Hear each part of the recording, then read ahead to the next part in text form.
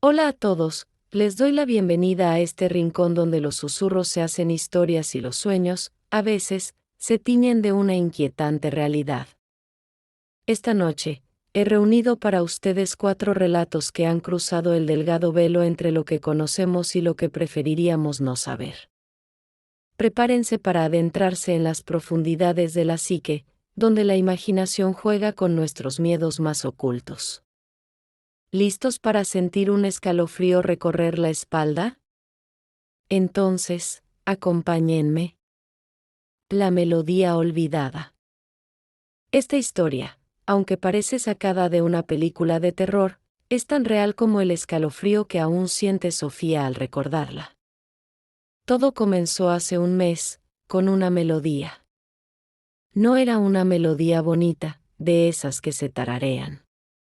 Era una canción de cuna, pero una que sonaba distorsionada, como si saliera de una vieja caja de música oxidada.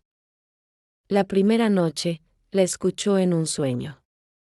Ella estaba en su antiguo cuarto de niña, pero el color rosa de las paredes se había vuelto un gris enfermo. La música venía de la cuna, que se mecía sola, vacía. Cuando se acercó, el sonido se hizo más fuerte, y las paredes comenzaron a agrietarse. Sofía se despertó sudando frío, el eco de la melodía aún resonaba en sus oídos.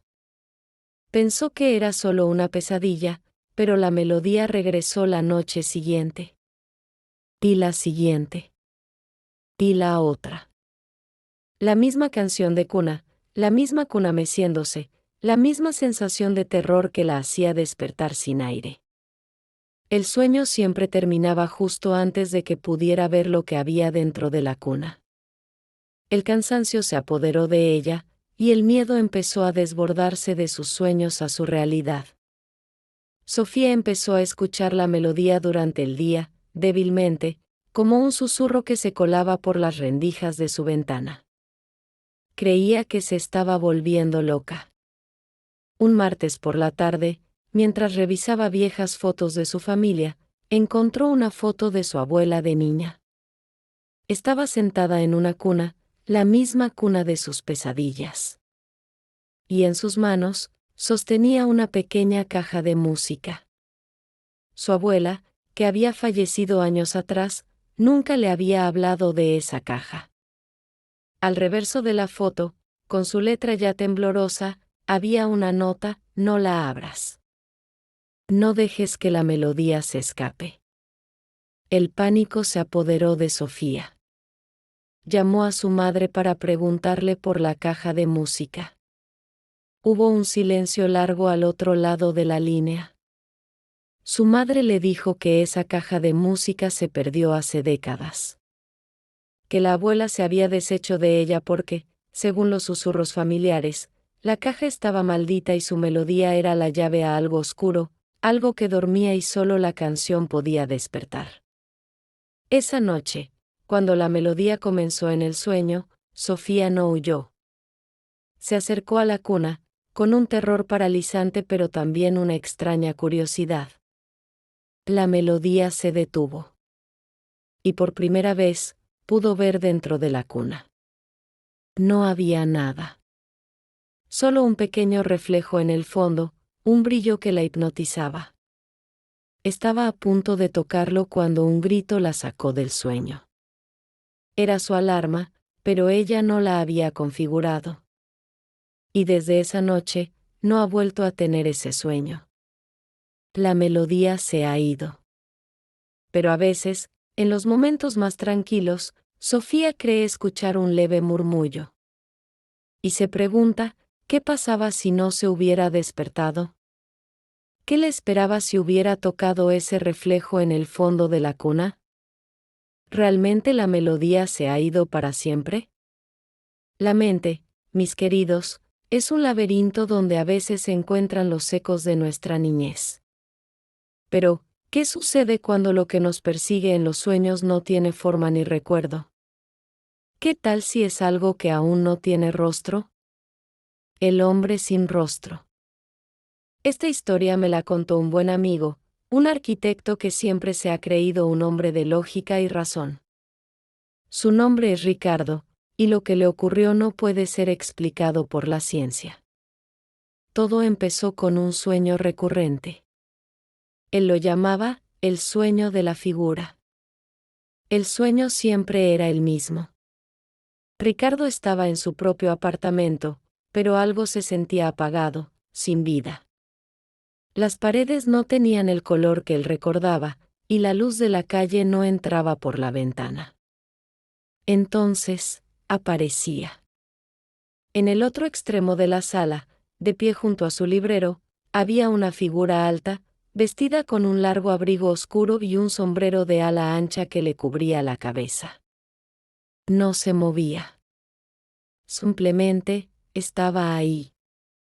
La primera noche, Ricardo pensó que era una simple pesadilla, pero la figura apareció de nuevo. Y la siguiente. Y la otra.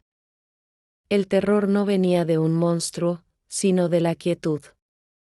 Lo más escalofriante era su rostro, no tenía. Era una superficie lisa y pálida, como la cera, sin ojos, sin nariz, sin boca. Solo la forma de una cabeza, completamente vacía. Ricardo intentaba gritar, intentaba correr, pero sus pies se sentían de plomo y la voz se le moría en la garganta. Con el tiempo, el sueño cambió. La figura ya no estaba al otro lado de la sala. Ahora, estaba en el pasillo, a solo unos metros de él. Después, en el umbral de su habitación. Ricardo se despertaba con el corazón latiendo desbocado, sintiendo el aliento frío del miedo en la nuca. La presencia de esa cosa se había filtrado de su sueño a su mente despierta. Empezó a sentir que alguien lo observaba en la calle, y a voltear sin motivo, solo para encontrar el vacío. La semana pasada, el sueño volvió, pero esta vez fue diferente. La figura no se quedó inmóvil. Se acercó a él, un paso tras otro, en un silencio sepulcral que era 1000 veces peor que cualquier sonido. Y cuando estuvo frente a él, levantó una mano que parecía hecha de hueso y se la extendió. En la palma, sostenía un pequeño espejo de mano. Ricardo, en un impulso que aún no entiende, tomó el espejo y lo miró. Pero no vio su propio rostro. Lo que vio fue el reflejo de la figura sin rostro, de pie justo donde él estaba, mirándolo. En ese momento, se dio cuenta.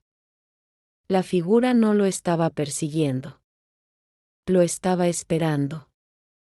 Era el reflejo de una versión vacía y sin vida de sí mismo, una versión que esperaba para reemplazarlo.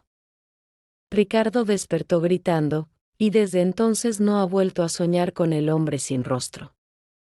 Pero me confesó que no puede dejar de mirar su reflejo en los espejos, con el miedo paralizante de que, en algún momento, el rostro que él conoce, el que le da vida, haya desaparecido para siempre. A veces, las pesadillas son el eco de nuestros miedos más profundos, pero, ¿qué sucede cuando un sueño no viene de la mente, sino del pasado? Cuando una pesadilla no nos persigue, sino que nos espera. El baúl del ático. Esta historia es la de una chica llamada Ana, una estudiante de historia con una fascinación por lo antiguo y olvidado.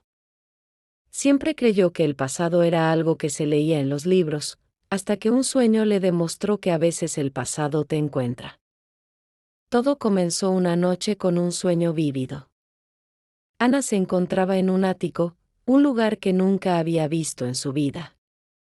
Estaba sucio, polvoriento, iluminado solo por un pequeño haz de luz que se colaba por una ventana enmohecida. Al centro de la habitación, había un viejo baúl de madera, con las esquinas reforzadas con metal oxidado y un candado macizo.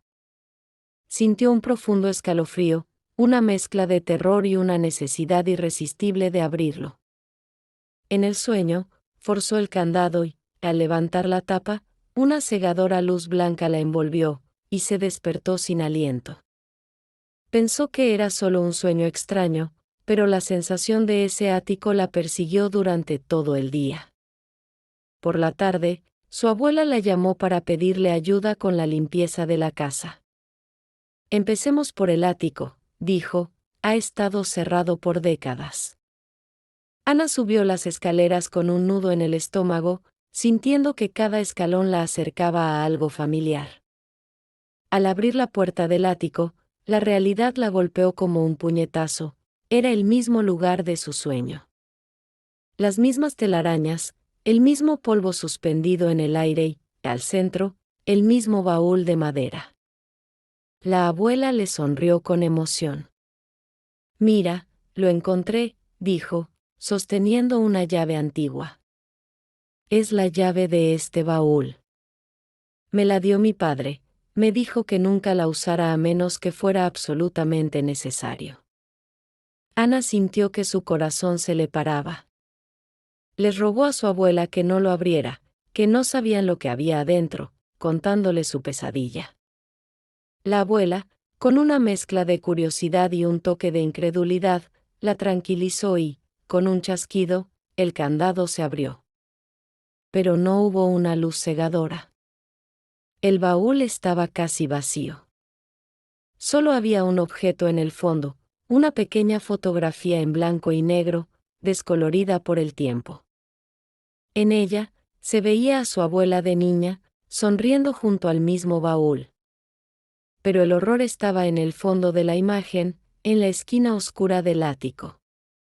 Ahí, semi-escondida entre las sombras, había una figura borrosa, apenas discernible.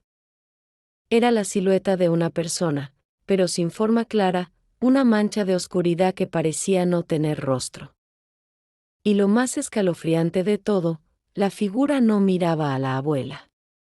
Miraba directamente a la cámara. Directamente a Ana. En ese momento, ella entendió. La luz cegadora del sueño no era lo que le advertía. El baúl no contenía el terror. Solo revelaba algo que ya estaba allí, algo que había estado esperando en el ático todo este tiempo. Hemos visto cómo las pesadillas pueden ser un espejo de nuestros miedos, una ventana al pasado o una antesala a la locura. Pero, ¿qué ocurre si un sueño no es solo tuyo? Si la pesadilla es una habitación oscura que todos compartimos sin saberlo. El eco del vacío. Mi último relato es la historia de Javier, un joven que no creía en nada sobrenatural. Su vida era rutinaria hasta que sus noches se llenaron de un silencio inquietante. Soñaba con un vacío absoluto. Un espacio negro, infinito, sin estrellas, sin sonidos. La primera vez, no le dio importancia. Pensó que era un sueño raro, nada más. Pero la segunda noche, el vacío regresó. Y la tercera. El pánico empezó a crecer. No había nada a lo que aferrarse, ni siquiera la forma de su propio cuerpo.